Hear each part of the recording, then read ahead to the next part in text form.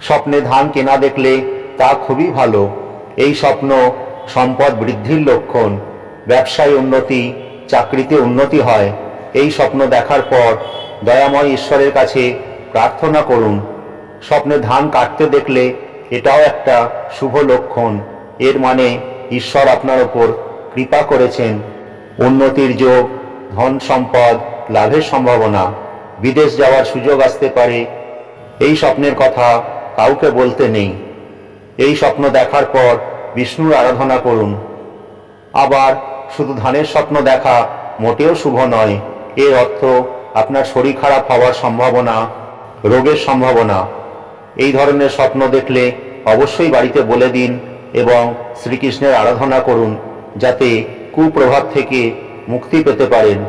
সব শেষে বলবো, আমরা যেমন শুভ কোনো কাজ শুরুর আগে খুব একটা সবাইকে বলতে চাই না, ঠিক তেমনি শুভ স্বপ্নের কথা কাউকেই বলবেন না।